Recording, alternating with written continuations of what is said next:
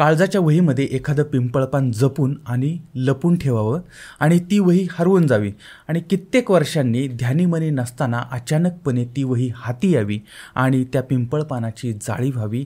जुनं हे सोन्याहून किती मूल्यवान असतं ह्याची प्रचिती यावी.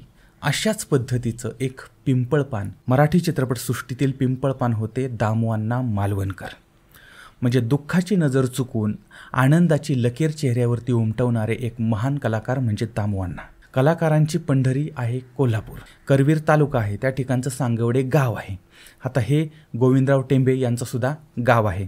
तर याच गावामधून या महान कलाकाराचा उगम झालेला होता. दामुअण्णा मालवणकर यांचं हे मूळ गाव होतं, म्हणजे अशी माहिती माध्यमातून समोर येते. आता त्यांच्या जीवनाची नांदी मात्र सुरू झालेली होती ती या ठिकाणी या गावातनं, आणि त्यांची एंट्री जी झाली होती ती झाली होती निपाणी या ठिकाणी. म्हणजे कर्नाटक राज्यातील कर्नाटक प्रांत आहे त्या ठिकाणचं निपाणी गाव आहे आणि या गावातील प्रसिद्ध सुवर्णकार होते, त्यांचं नाव आहे बापूशेठ मालवणकर.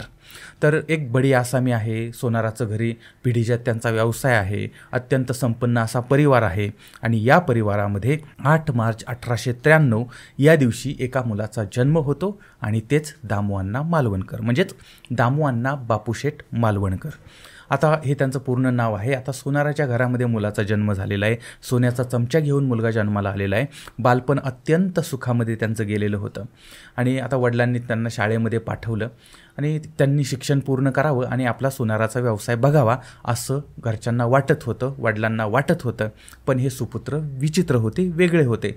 त्यांचं खोडकरपणा होता त्यांच्या अंगामध्ये, नकला करायचे, त्यानंतर अभिनयाची उपजतच त्यांना आवड होती आणि नाटकाचं अगदी लहानपणापासून वेड होतं आणि घरामध्ये या गोष्टीला मात्र विरोध होता.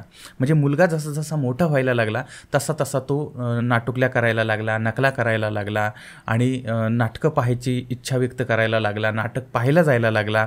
आणि हे मात्र घरच्यांना आवडत नव्हतं, कारण त्या काळामध्ये अभिनय ही एक अत्यंत वाईट अशा पद्धतीची गोष्ट होती असं लोक समजत होते. आणि त्यामुळे दामुअण्णा चोरून चोरून मग नाटकं वगैरे पाहायचे. पण हळूहळू त्यांना असं वाटायला लागलं की आपणही नाटकामध्ये काम केलं पाहिजे, पण आपले परमपूज्य आपल्याला परवानगी देत नाहीत. आणि ही खात्री जेव्हा त्यांना झाली त्याच्यानंतर मग त्यांनी घरातून पळून जाण्याचा प्लॅन केला. एक दिवस त्यांनी त्यांचं घर सोडलं आणि महाराष्ट्र नाटक कंपनीमध्ये ते गेले. मुलगा घर सोडून गेला, वडील मात्र त्याच्या मागावरती होते, कारण वडिलांच्या लक्षात आलं की बाबा आता तो कुठं असेल काय असेल याचे सगळे शोध घेतले. आणि बाप शेवटी बाप होता, त्या बापानं त्या मुलाला शोधल्यानंतर अत्यंत धम्मक लाडू देऊन त्यांना प्रेमानं घरी आणलं आणि सोनाराच्या कामामध्ये लक्ष घाल असं त्यांना सांगितलं. आणि त्याच्यानंतर मग काही दिवस दामुअण्णा जे आता तो लहान मुलगाच, तर ते बापाला घाबरून बिबरून त्यांनी ते काम सुरू केलं. पण अभिनयाचे जे जीवजंतू होते ते शांत बसत नव्हते आणि मग त्यांना संधी मिळाली 1913 साली आणि त्यामुळे ते पुन्हा घरातनं पळून गेले. पण यावेळेस मात्र आपल्या वडिलांना कळणार नाही याची त्यांनी काळजी घेतली होती. म्हणजे कुठं गेलो काय गेलो हे कळणार नाही. त्यानंतर दामुअण्णा गेले सांगलीला. चित्ताकर्षक मंडळी जी आहेत त्यामध्ये ते सामील झाले आणि त्या ठिकाणी फक्त राहायचं, खायचं आणि तिथं काम करायचं. म्हणजे बिनपगारी आणि फुल अधिकारी अशा पद्धतीनं दामुअण्णा तिथं काम करायला लागले. आणि कंपनीमध्ये ते जाहिरातीचे फलक जे आहेत ते हातगाडीला लावायचे आणि ती हातगाडी इकडून तिकडं सगळीकडे फिरवायचे, अशा पद्धतीनं काम करत होते. आता एखाद्या घरगड्याप्रमाणे त्यांचं काम चाललेलं होतं. तुम्ही विचार करा की घरी सोनाराचं दुकान आहे, सोन्याचा चमचा घेऊन हा मुलगा जन्माला आलेला आहे, घरची सगळी श्रीमंती आहे, चांगल्या पद्धतीचं सगळं चाललेलं असताना, पैसा अडका सगळं असताना सुद्धा नाटकासाठी दामुअण्णा मालवणकर हे घरगडी बनलेले होते, हमाल बनलेले होते, संघर्ष करत होते आणि 2 वर्षांनी त्यांचं भाग्य उजळलेलं होतं. साल आहे 1915. चित्ताकर्षक मंडळी जी आहेत त्यांचं त्राटिका हे नाटक होतं आणि त्या नाटकामध्ये दामुअण्णा यांनी शिंप्याची भूमिका केलेली होती. भूमिका अगदी छोटी होती, पण ती कसं असतं, जो माणूस मेहनत करून छोटी का होईना भूमिका मिळवतो त्या भूमिकेला महत्त्व फार असतं. छोटी भूमिका होती पण तरीही ती महत्त्वाची भूमिका होती आणि या ठिकाणी दामुअण्णांची या सृष्टीवरती, त्या रंगमंचावरती एंट्री झालेली होती. आणि आपण भविष्यामधले मोठे कलाकार आहोत हे त्याच छोट्या भूमिकेतनं त्यांनी दाखवून दिलेलं असतं. आणि दुर्दैव बघा, ही भूमिका मिळाली आणि काही महिन्यातच चित्ताकर्षक कंपनी जी आहे ती बंद पडली. आता करायचं काय? त्यानंतर मग दामुअण्णा लोकमान्य नाटक मंडळी यांच्यामध्ये सामील झाले आणि त्या ठिकाणी मामा वरेरकर यांनी लिहिलेलं हाच माझा बाप हे नाटक होतं. त्या नाटकामध्ये यांनी डॉक्टर पशूची भूमिका केली. ती जी भूमिका होती ती सुद्धा प्रचंड गाजलेली होती.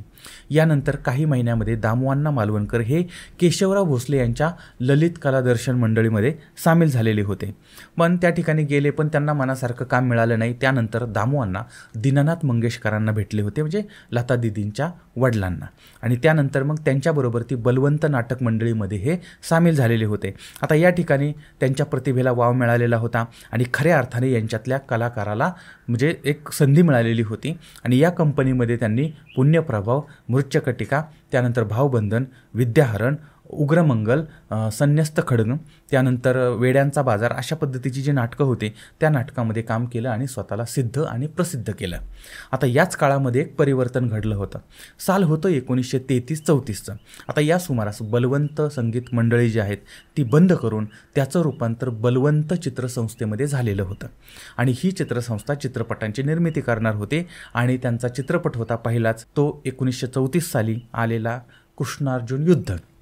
आता याच्यामध्ये दामुअण्णांना सुद्धा एक छोटीशी भूमिका होती, पण इथूनच मग चित्रपटसृष्टीमध्ये प्रवेश झालेला होता.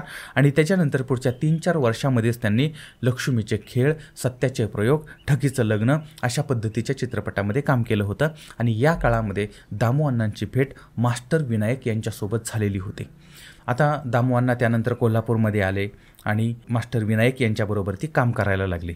त्यांच्या कंपनीमधून त्यांनी ब्रह्मचारी हा 1939मध्ये आलेला चित्रपट आहे त्याच्यामध्ये महत्त्वाचं काम केलेलं होतं.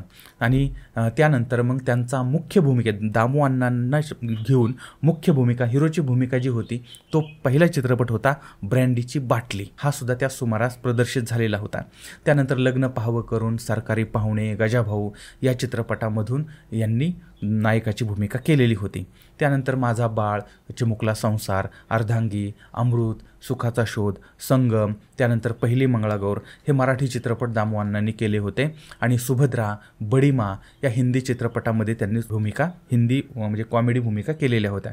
आता मास्टर विनायक यांच्या प्रत्येक चित्रपटात यांच्यासाठी खास भूमिका लिहिलेली असायची.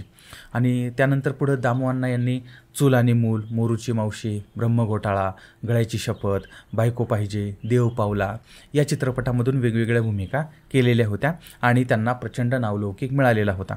अगदी उमेदीच्या काळामध्ये केवळ 2 आणे रोजंदारीवरती दामुअण्णा काम करत होते आणि नंतर 2-2 हजार रुपये मानधन त्यांना मिळायला लागलेलं होतं. आता ही माहिती मी वाचलेली की त्यांनी 2 हजार रुपये मानधन त्यांना मिळत होतं. कदाचित ही अतिशयोक्ती असू शकते, पण दामुअण्णांचे दिवस पालटले होते आणि त्यांना प्रचंड पैसा आणि प्रसिद्धी मिळायला लागली होती. अनेक मराठी, हिंदी चित्रपटामधून त्यांनी काम केलेलं होतं आणि रुपेरी पडदा जो आहे त्या पडद्यावरचं वैभव जरी त्यांना खुणावत असलं तरीसुद्धा दामुअण्णा यांचं नाटकावरचं प्रेम मात्र कधी कमी झालेलं नव्हतं. कारण नाटकासाठी, अभिनयासाठी दामुअण्णांनी स्वतःचं घर सोडलेलं होतं. त्यामुळे राजाराम नाटक मंडळीमध्ये त्यांनी भावबंधन या नाटकामध्ये गोकुळची भूमिका केली. म्हणजे ते करत होते, जरी एवढी प्रसिद्धी मिळाली ना तरीसुद्धा त्यांनी नाटक सोडलेलं नव्हतं आणि कायम त्यांचे पाय जमिनीवरती होते.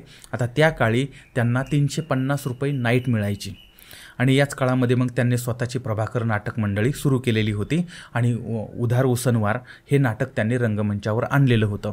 चित्रपटसृष्टीमधलं काम सांभाळून जवळजवळ 8 वर्ष त्यांनी महाराष्ट्रामध्ये नाटकाचे प्रयोग केलेले होते आणि 1952 साली ही नाटक मंडळी म्हणजे नाटक कंपनी जी आहे ती कंपनी बंद पडली होती आणि त्यानंतर मात्र त्यांचं सारं लक्ष हे चित्रपटसृष्टीवरती केंद्रित झालेलं होतं. राम गणेश गडकर यांचा तिंबुनाना, चिवी जोशी यांचा चिमणराव, नादो ताम्हणकर यांचा दाजी धडपडे यांच्या भूमिका यांनी अजरामर केलेल्या होत्या आणि जवळजवळ 50पेक्षा जास्त मराठी चित्रपट, त्यानंतर काही हिंदी चित्रपट आणि 50पेक्षा जास्त नाटकं याच्यामधून दामुअण्णांनी स्वतःच्या अभिनयाची कारकीर्द गाजवलेली होती.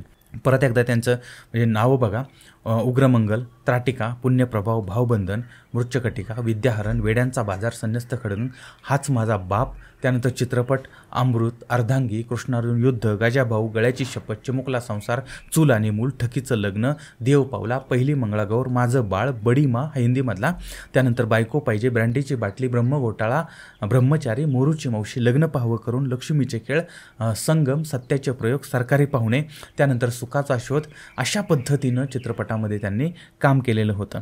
आता त्यांच्या वैयक्तिक जीवनाबद्दलची जास्त माहिती समोर नाही आहे, पण मी असं वाचलं की त्यांच्या म्हणजे त्यांचे 2 लग्न झालेली होती. अर्थात ही केवळ ऐकीव माहिती आहे, पण त्यांची एक कन्या ज्या आहेत त्या प्रसिद्ध लता दीदी यांचा भाऊ म्हणजेच हृदयनाथ मंगेशकर यांच्या पत्नी भारती हृदयनाथ मंगेशकर यांच्या कन्या होत्या. म्हणजे लता दीदी यांचे भाऊ दामुअण्णा मालवणकर यांचे जावई होते. असो, तर शेकडो चित्रपट आणि नाटक यांच्यामध्ये काम करणारे दामुअण्णा जे आहेत ते आता थकलेले होते आणि वयाच्या 83व्या वर्षी त्यांनी मुंबईमध्ये शेवटचा श्वास घेतलेला होता. 14 मे 1975 या दिवशी दामुअण्णा मालवणकर यांनी या जगाचा निरोप घेतला होता. एक सोन्यासारखा माणूस आपल्याला सोडून गेलेला होता.